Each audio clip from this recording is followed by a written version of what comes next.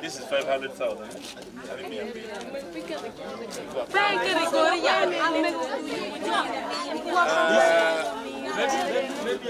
Waliwo yazze ne bamukwata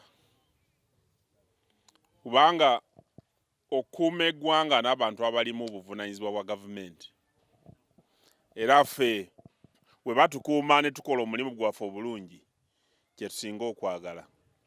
Nsuubira nti n'abavuganya nabo kye bandyagadde. Kati abo abagala oba batya road blocker babadde bajja naki kye batya road blocker okukiraba. Wandibaawo nti waliwo ababadde bagala okujja nga balina oba ebisi oba ebintu ebitakkirizibwa ne batya road blocker. Naye abagala okujja obuuzi bajje kubanga ebibiina ebirala mbiraba. Mukyala Rodrigo namulaba kuno nga beewandiisa n'abantu abalala mbalabye bawagira abantu baabwe.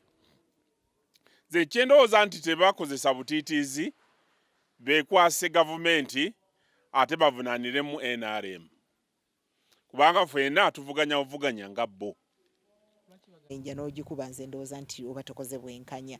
N'olwekyo nkubiriza bana OMORO, nkubiriza abantu baffe benna ab'NRM ne bannayuganda okutwaliza awamu. Twongere okubeera n'obuvunaanyizibwa. Politics ono tutandike okukitegeera nti amawanga gali agaakula edda aga Bungereza n'amalala gaakula lwa kutegeera nti demokrasi bw'aba waali buli munnaggwanga eryo ateekwa okweyagalira mu ggwanga lye. N'olwekyo nze ndowooza nti naffe nga bannayuganda tulina ffenna okumanya nti bannayuganda balina okweyagalira mu ggwanga lyabwe senga tuba tukutte amateeka.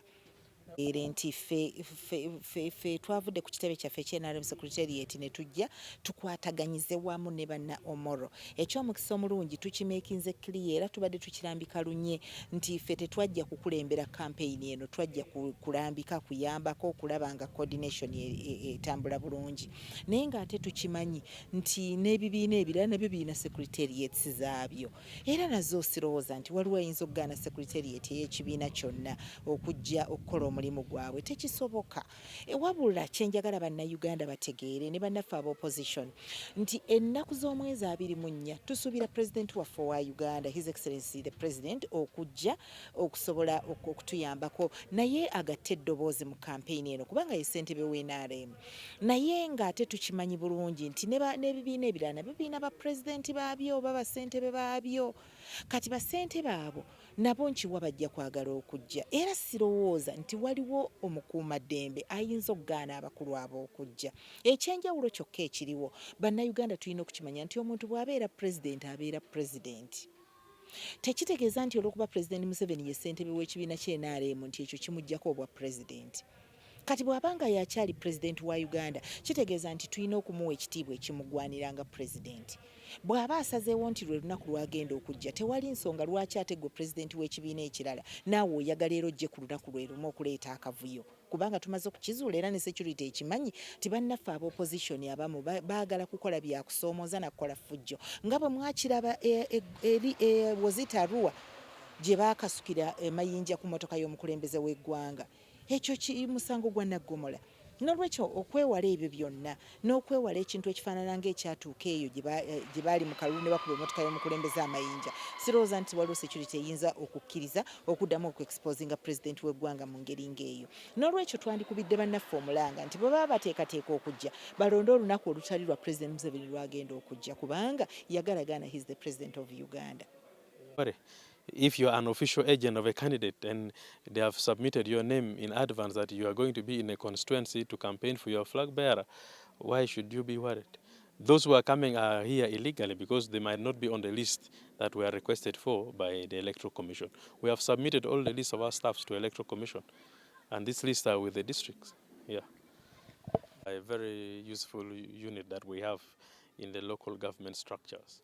These are people that are always with our community members. They move to every households, to every homesteads to assess their conditions, health conditions. They even do a lot of home hygiene. They teach people about so many other things. So we found a very useful group that we met, and they raised to us quite a number of issues that we should take forward with the government. We committed ourselves that we shall forward their requests to government and see how government can work with them and support them in the many things that they do. Because government has introduced the parish development model. Now, this parish development model requires data from the parishes, requires data from the households, requires information. And these village health teams, they have all these informations.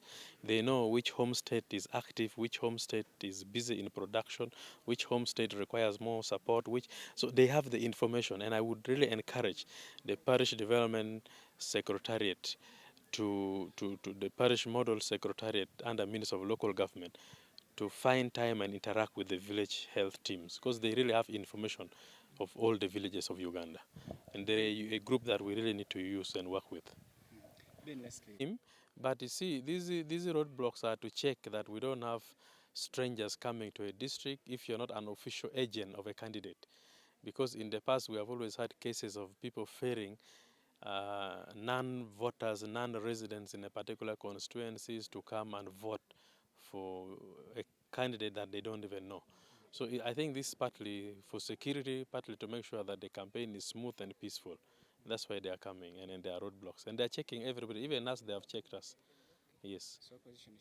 Day 5 of the campaigns, we are very privileged for the health. We're still going strong, despite the short schedule. We're really pushed hard.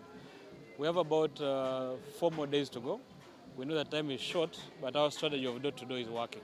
We have managed to reach about 67% of the households, and we're trying to go to make sure we can reach at least 100% before the 4 days elapse. So that is working out for us in our favor.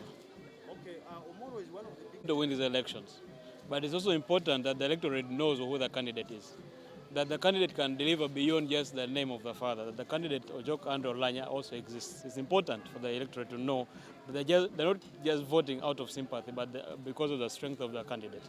It's important that we do that. So the 9 days are not enough according to you? It's by law. It's something we can't change, but we're working within what the law provides.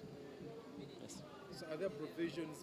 Today is day 5 of the campaigns. We have so far been to two venues. Let's cancel the noise. Huh?